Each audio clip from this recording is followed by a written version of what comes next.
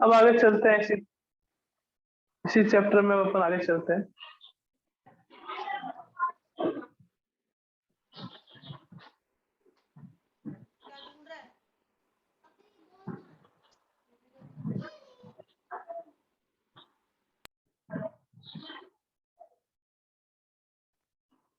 अब अपन आगे चलते हैं इसी चैप्टर में।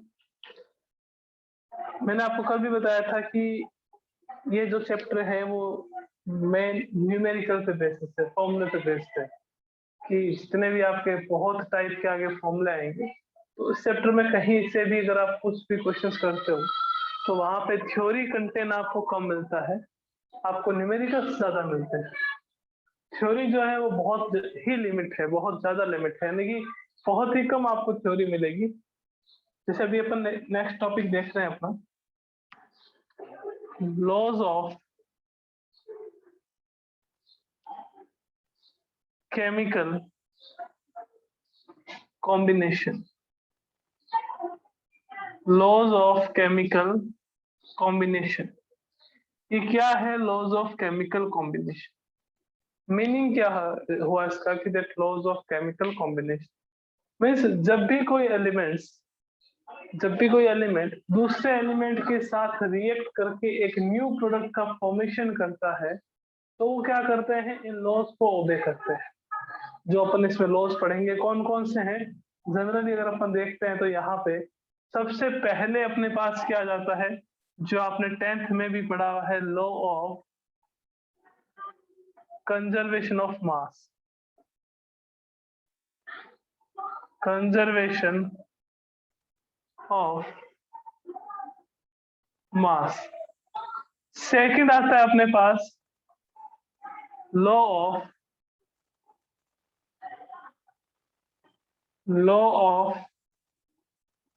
Definite proportion. Definite proportion. Third one आता है अपने पास law of multiple proportion. Fourth आता है अपने पास लॉ ऑफ रेसिप्रोकल प्रपोर्शन। और फिफ्थ आता है अपने पास Gay Lussac law. Gay Lussac law.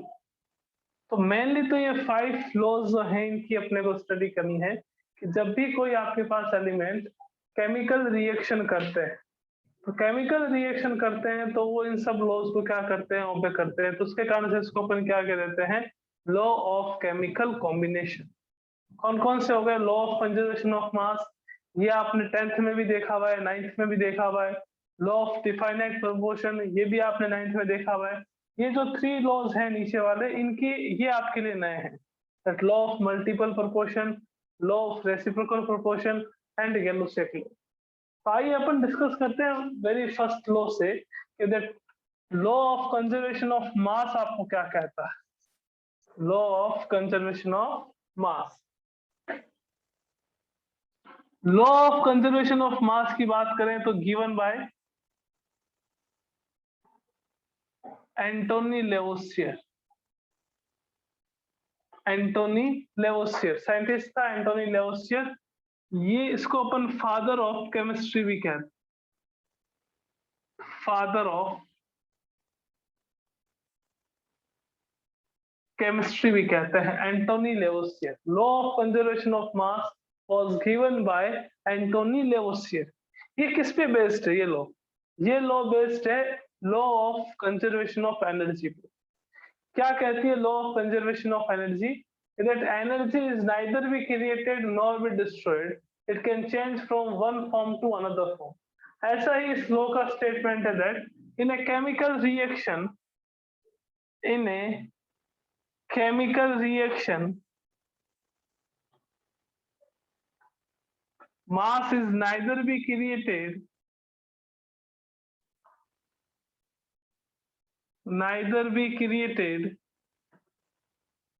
nor be destroyed, destroyed. It can change from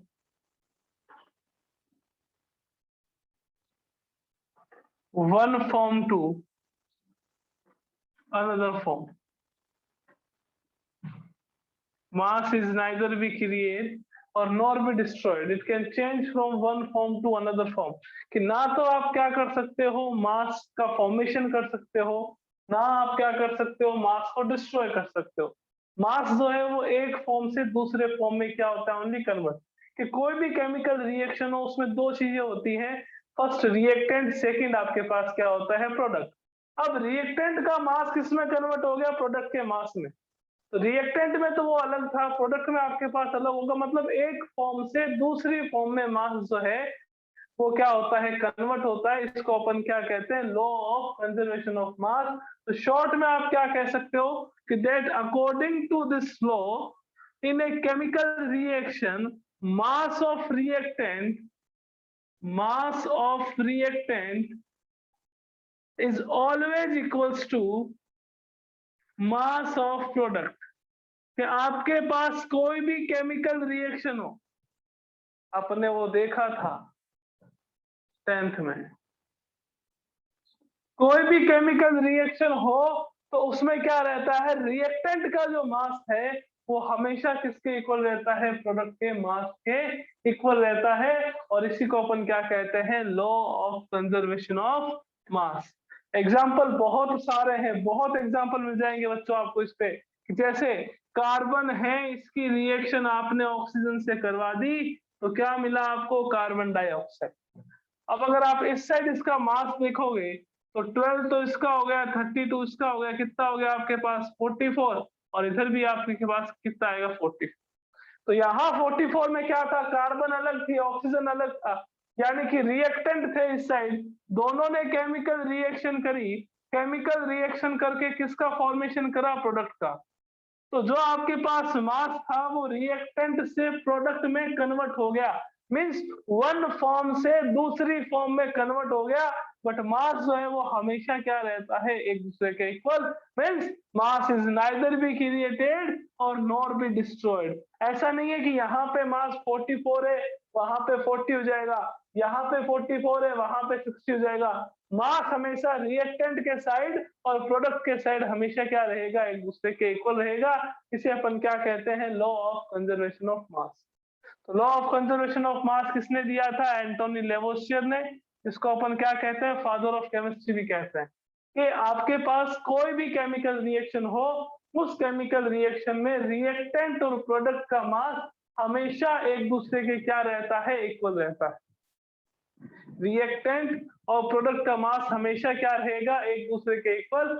मास को ना तो आप क्रिएट कर सकते हो ना ही आप डिस्ट्रॉय कर सकते हो.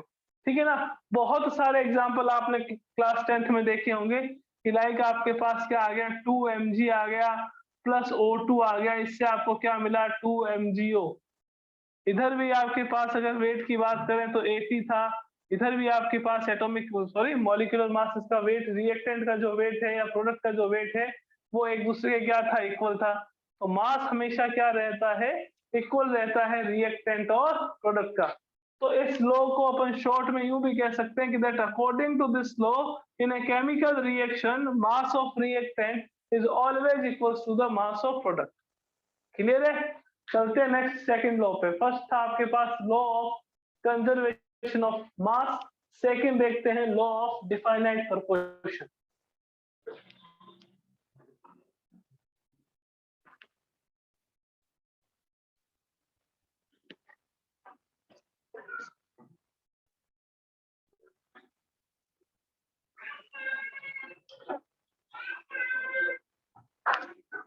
सेकंड लॉ आता है अपने पास law of definite proportion. Law of definite proportion किसने दिया था, ये हमेशा अपने को याद रखना है कि किसने ये लॉ दिया था, लॉ ऑफ डिफाइनाइट प्रोपोर्शन. क्या था देखेंगे, किसने दिया था वो भी देखेंगे. Given by given by Joseph Proust, given by Joseph Proust. Joseph Proust ने जो है ये लॉ दिया था। क्या कहता है ये लॉ, गौर से सुनिएगा जरा। ये लॉ क्या कहता है कि आप किसी भी कंपाउंड को, किसी भी कंपाउंड का सोर्स भले ही आपके पास कुछ भी हो, किसी भी कंपाउंड का सोर्स भले ही आपके पास कुछ भी हो, उसमें जो एलिमेंट्स हैं, उस एलिमेंट्स का जो रेशियो है वो ऑलवेज क्या रहता है, डिफाइनाइट रहता है। ऑलवेज हमेशा रेशियो क्या है, हमेशा फिक्स रहता है। कि अगर आपके पास कोई सब्सटेंस है, कोई कंपाउंड है, उसको अगर आप अलग अलग सोर्स से ऑब्टेन करते हो, अलग अलग सोर्स से भले ही आप ऑब्टेन कर लो, बट उसमें जो कॉन्स्टिट्यूएंट पार्टिकल्स हैं उनका रेशियो हमेशा फिक्स रहता है, हमेशा डिफाइनाइट रहता है। ये किसने कहा था, जोसेफ प्राउस्ट, जोसेफ प्राउस्ट ने। तो अपन यूं कह सकते हैं that according to this law the ratio of constituent particles in a substance is always fixed or definite whether the source is different, चाहे सोर्स जो हो वो कितना कोई भी हो जाए, है ना।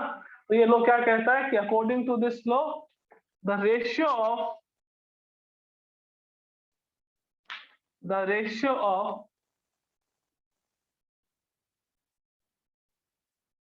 constituent particles in a substance is always fixed or definite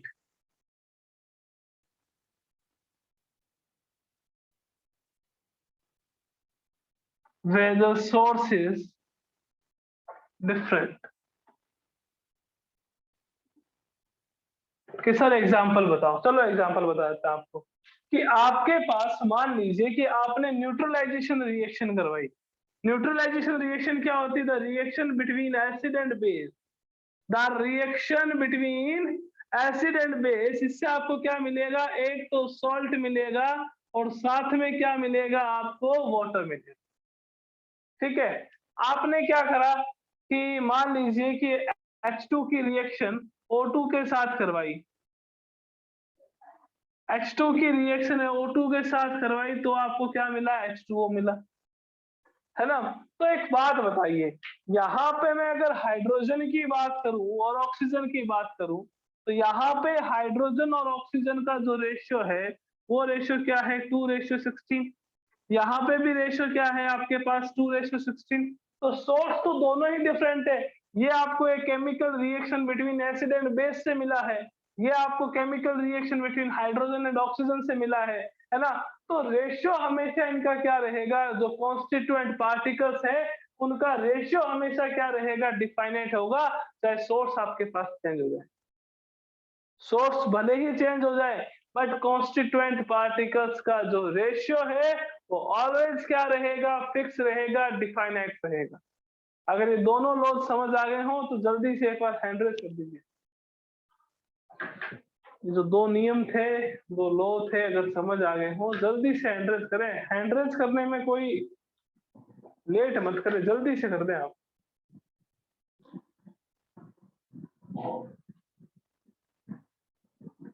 फिर चलते हैं अपन next third law. Third law है अपने पास law of multiple proportion.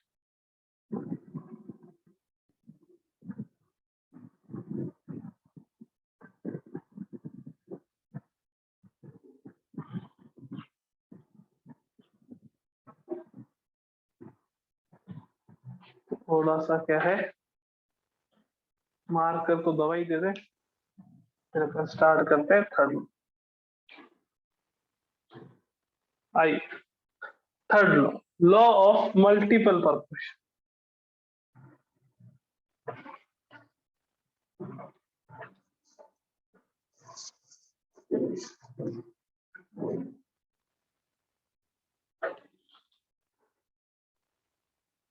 Third law है अपने पास law of multiple proportion.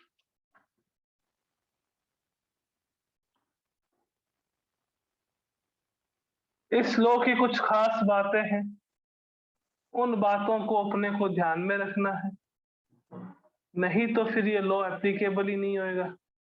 Applicable नहीं होएगा तो पढ़ने का मतलब नहीं रहेगा।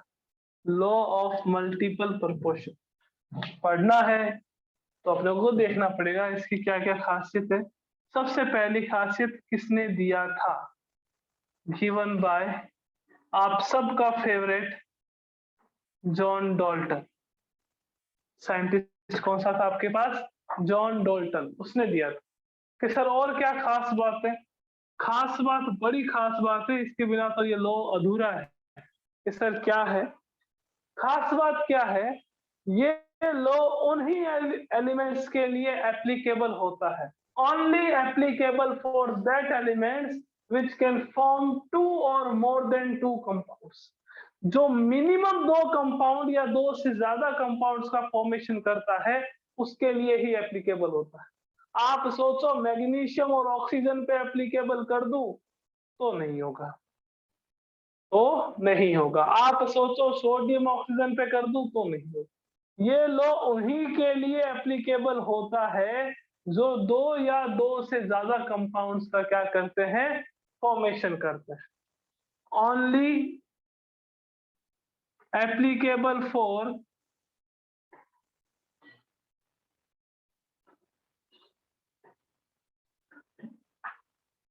that elements which can form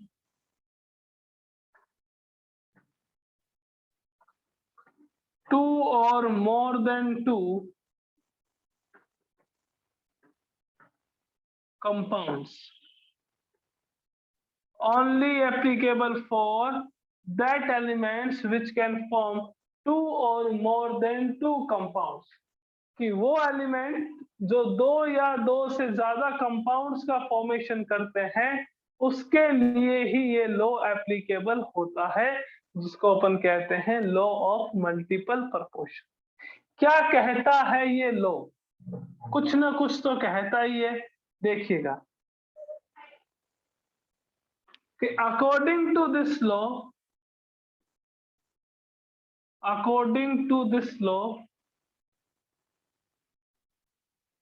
if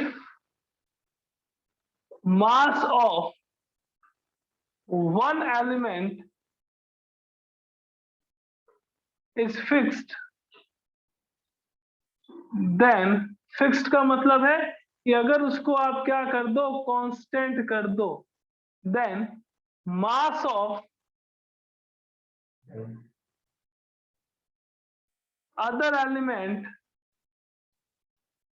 of compound is present in a simple ratio, present in a simple ratio। कि सर समझ नहीं आया, एक बार दोबारा बताओ। देखो सबसे पहली बात, एप्लीकेबल किसके लिए होता है? एप्लीकेबल उनके लिए होता है जो दो या दो से ज्यादा कंपाउंड का क्या कर सकते हैं? फॉर्मेशन कर सकते हैं। Only applicable for that elements which can form two और मोर देन टू कंपाउंड्स। एक कंपाउंड का फॉर्मेशन कर रहे, लगाते लगाते थक जाओगे, ये लो नहीं लगेगा उस पर। मिनिमम कितने होने चाहिए? दो। अब देखो दो कंपाउंड का फॉर्मेशन हो रहा है, उन दोनों कंपाउंड के, आराम से सुनिएगा, उन दोनों कंपाउंड के एक एलिमेंट का अगर आप मास फिक्स कर देते हो, यानी कि एक एलिमेंट के मास को अगर आप कांस्टेंट रख देते हो, तो जो दूसरा एलिमेंट है उसका मास जो है वो सिंपल रेशियो में प्रेजेंट हो।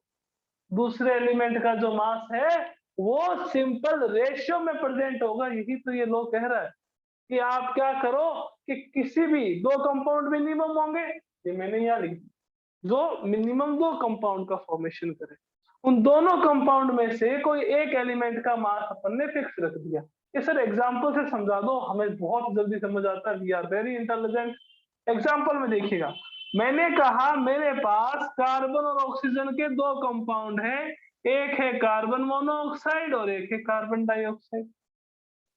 एक है कार्बन मोनोऑक्साइड, एक है कार्बन डाइऑक्साइड। दो एलिमेंट है ना, देखो कार्बन है ऑक्सीजन है, कार्बन है ऑक्सीजन है, दोनों मिलके मिनिमम 2 कंपाउंड का फॉर्मेशन कर रहे हैं, एकदम कर रहे हैं सर, कोई दिक्कत नहीं। मैंने कहा यहाँ कार्बन ले लेता हूँ, यहाँ ऑक्सीजन। कार्बन का मास कितना है कार्बन मोनोऑक्साइड में कि सर 12 है। मैंने कहा ऑक्सीजन का कितना है कि सर 16 है। पता है ना ऑक्सीजन का एटॉमिक मास कितना होता है, 16। वैसे नेक्स्ट क्लास में अपन एटॉमिक मास पे और मॉलिक्यूलर मास पे डिस्कस करने वाले। कार्बन डाइऑक्साइड, कार्बन का मास कितना, ऑक्सीजन का मास कितना, इसके मास को आपने कर दिया कांस्टेंट, इसके मास को आपने क्या कर दिया, कांस्टेंट कर दिया। तो अब इसका मास जो है ऑक्सीजन का दोनों कंपाउंड में, वो क्या प्रेजेंट होगा, एक सिंपल रेशियो में प्रेजेंट, एक सिंपल रेशियो में प्रेजेंट होगा। 16:32 को अपन क्या कहेंगे, 1:2 कहेंगे। क्लियर है, कोई दिक्कत ही नहीं है कि सर एक एग्जांपल और बता दो, फिर हम देखेंगे कि हमें समझ आ रहा है कि नहीं आ रहा है। देखिए कोई दिक्कत वाली बात नहीं है, कोई प्रॉब्लम नहीं है अपने को। एक एग्जांपल और बता देते हैं, आप समझ आना चाहिए आपको ना अच्छे से, मस्त वाला है। जैसे नाइट्रोजन के 3 कंपाउंड ले लिए, N2O3 ले लिया मैंने, N2O4 ले लिया मैंने, N2O5 ले लिया मैंने, N2O3 ले लिया, N2O4 ले लिया, N2O5 ले लिया। अब देखो मैंने कहा यहाँ मेरे पास क्या, नाइट्रोजन, यहाँ क्या मेरे पास ऑक्सीजन, कोई दिक्कत ही नहीं है। यहाँ क्या, नाइट्रोजन, यहाँ क्या है, ऑक्सीजन। नाइट्रोजन का जो मास है N2O3 में वो कितना है कि वो तो मुझे यहाँ पे है 28। मैंने कहा यहाँ किसर 28, मैंने कहा यहाँ किसर 28। ऑक्सीजन का कहा तो आपने कहा सर 48, 64 एंड 80। सर कैसे, कुछ बच्चे पूछ रहे हो कैसे आया 48 कैसे आया। भैया ऑक्सीजन के एक एटम का मास कितना होता है 16, यहाँ कितने हैं 3, 16 को 3 से मल्टीप्लाई करेंगे तो क्या आएगा 48, 16 को 4 से मल्टीप्लाई करेंगे तो क्या आएगा 64, 16 को 5 से मल्टीप्लाई करेंगे तो क्या आएगा 80। तो मैंने कहा, मैंने नहीं कहा, डॉल्टन ने कहा कि अगर आप क्या करते हो, एक एलिमेंट के मास को आप कांस्टेंट कर देते हो, एक एलिमेंट के मास को अगर आप फिक्स कर देते हो, कांस्टेंट कर देते हो, then the mass of other element in a compound is a simple ratio, present in a simple ratio. Oxygen का रेशियो निकाल लीजिए, 48:64:80, तो क्या आएगा 3:4:5। Oxygen is present in the 3:4:5। Clear है, चलो जिस जिसको लगता है कि उनके क्लियर है तो एक बार जल्दी से हैंड रेज कर दो, जिसको लगता है क्लियर है तो जल्दी से एक बार हैंड रेज कर दीजिए।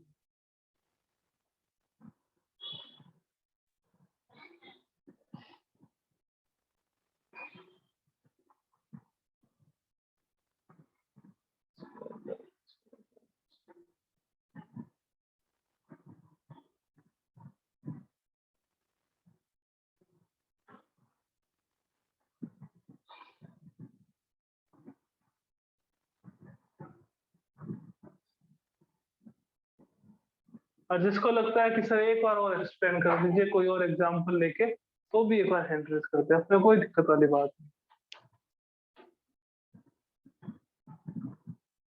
हाँ अपन एक बार और एक्सप्लेन करते हैं। चलिए देखिए, सबसे पहले ये लो एप्लीकेबल किसके लिए होता है, ये आपको पता चल गया कि ये लो एप्लीकेबल किसके लिए होता है, वो एलिमेंट्स जो आपस में केमिकल रिएक्शन करके 2 और मोर देन 2 कंपाउंड्स का फॉर्मेशन कर, that elements which can form at least 2 or more than 2 compound when react with each other, then this law is applicable।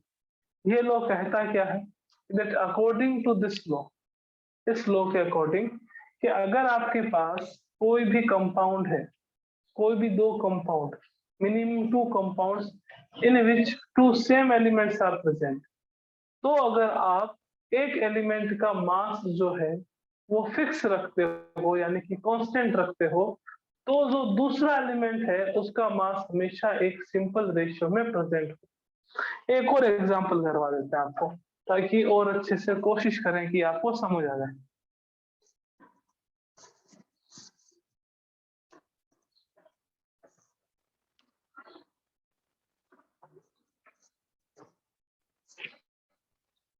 जैसे अपने पास एक आ गया NO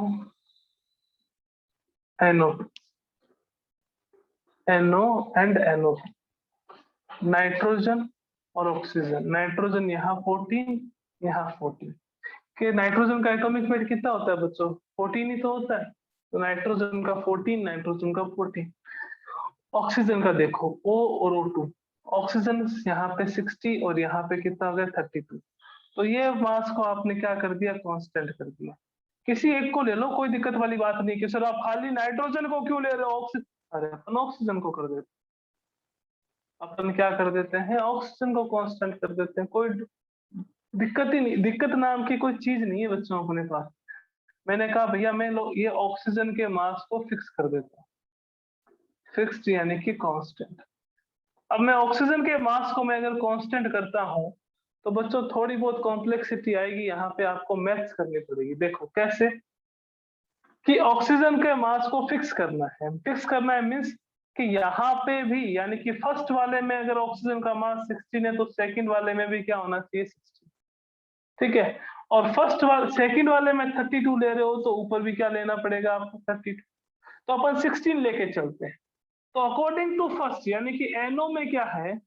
NO में नाइट्रोजन रेशियो ऑक्सीजन कितना है आपके पास? 14:16। NO2 की बात करें, मैंने कहा NO2 में अब नाइट्रोजन का मास कितना लेना है? 16। कितना लेना है बच्चों? 16 लेना। आपके पास कितना था? 32। तो अगर 32 ग्राम ऑक्सीजन अगर आप ले रहे हो तो 14 ग्राम आपको क्या लेनी पड़ेगी? N2 लेनी पड़ेगी। रिएक्शन तो ये कहता है नाइट्रोजन कितनी लेनी पड़ेगी? 14 ग्राम। तो 1 ग्राम के लिए कितना आएगा? 14/32। और 16 ग्राम के लिए कितना आएगा? 14/32 इंटू 16। 2 रेशियो यहाँ पे कितना आ गया? 7। कि अगर ये 16 लोगे, इसको हाफ करोगे तो ये भी क्या हो जाएगी? हाफ। तो NO2 की बात कर लेते हैं। NO2 में आपने नाइट्रोजन और ऑक्सीजन की बात करें तो आपने इसको 16 ले लिया तो ये कितना हो गया आपके पास? 7। तो आपने ऑक्सीजन के मास को तो क्या कर दिया बच्चों? कांस्टेंट कर दिया। क्या कर दिया? कांस्टेंट। और नाइट्रोजन का मास जो है वो आपके पास क्या आ गया? एक सिंपल रेशियो में आ गया, 2:1। तो आप किसी के भी मास को कांस्टेंट कर सकते हैं। ये जरूरी नहीं है कि इनका एटॉमिक मास सेम है तो इसी को कांस्टेंट करेंगे, इनको भी कर सकते हैं। बट शर्त ये है, कंडीशन ये है कि दोनों का मास जो है वो सेम होना, सेम रखना है। यहाँ पे अगर ये 16 है तो इसको भी 16 करना है, और यहाँ पे ये अगर 32 है तो इसको 32 कर दो। कोई भी एक जो आपको अच्छा लगे उसके अकॉर्डिंग अपन कर सकते हैं। एक और एग्जांपल देख लेते हैं। एग्जांपल की कोई बच्चों कमी नहीं है अपने पास।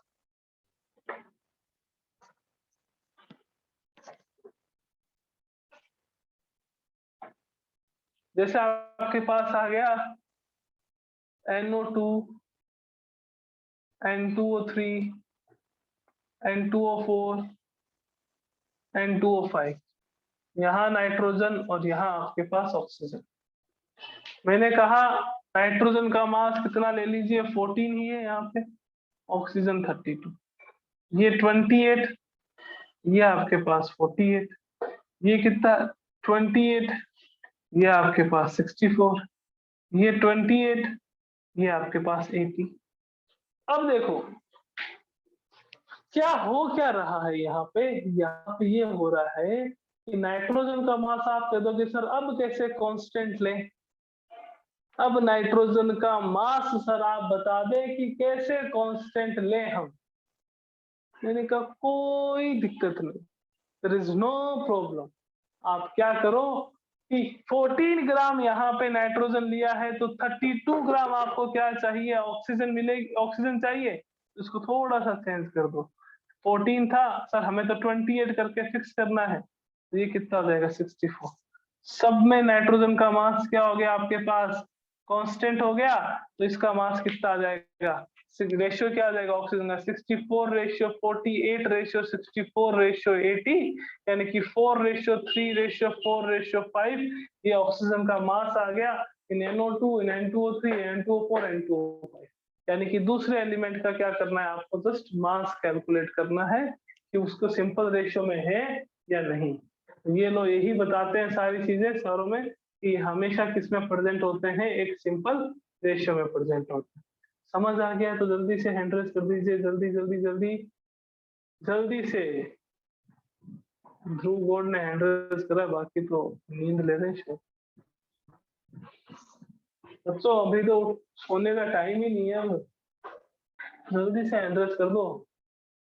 तो 3 लॉज अपन ने डिस्कस कर लिए हैं। फर्स्ट आपके पास कौन सा था, law of conservation of mass. Second कौन सा था, law of definite proportion. Third कौन सा था, law of multiple proportion. 3 laws अपन ने डिस्कस कर लिए हैं, है ना। इसमें 2 लॉज और रिमेनिंग रहते हैं, कौन कौन से, एक तो रहता है आपके पास लॉ ऑफ रेसिप्रोकल प्रोपोर्शन और एक रहता है लॉ ऑफ गैलोसेक लॉ। ये 2 लॉज रहते हैं और इसके बाद अपन इसमें डिस्कस करेंगे what is the atomic mass, what is the molecular mass, कैसे एटॉमिक मास की जो यूनिट आती है AMU, जिसको अपन एटॉमिक मास यूनिट या यूनिफाइड मास कहते हैं। तो ये सब चीजें अपन डिस्कस करेंगे बच्चों कल की क्लास। तो कल की क्लास में ये 2 लॉज देखेंगे और लॉज के बाद अपन किसके बारे में डिस्कस करेंगे कि एटॉमिक मास कैसे कैलकुलेट करते हैं, मॉलिक्यूलर मास कैसे कैलकुलेट करते हैं, मोल क्या होते हैं। मीन्स जो क्वेश्चंस का जो कंपटीशन का पोर्शन है, जो जैसे अपने नीट की बात करें, जेई की बात करें, मेनली, हालांकि ऐसा नहीं है कि लॉज पे क्वेश्चंस नहीं आते, आते हैं, बट जो बहुत ज्यादा इंपॉर्टेंट पार्ट आ जाता है इस चैप्टर का, वो कहाँ से स्टार्ट होता है, मोल कंसेप्ट से। कहाँ से स्टार्ट होता है, मोल कंसेप्ट से। तो आपसे एक ही रिक्वेस्ट है कि आप क्लास को कंटिन्यू करें, क्लास कंटिन्यू रखें। यूं नहीं है कि सर आज ले लिया, 5 दिन क्लास में लेंगे, 2 दिन क्लास में लेंगे, 1 दिन क्लास, क्लास कंटिन्यू रखें। और कुछ भी डाउट हो अगर आपको, तो आप मेरे को पर्सनली कॉल या मैसेज करके अपने डाउट क्लियर कर सकते हैं। ओके, ठीक है बच्चों, मिलते हैं नेक्स्ट क्लास में।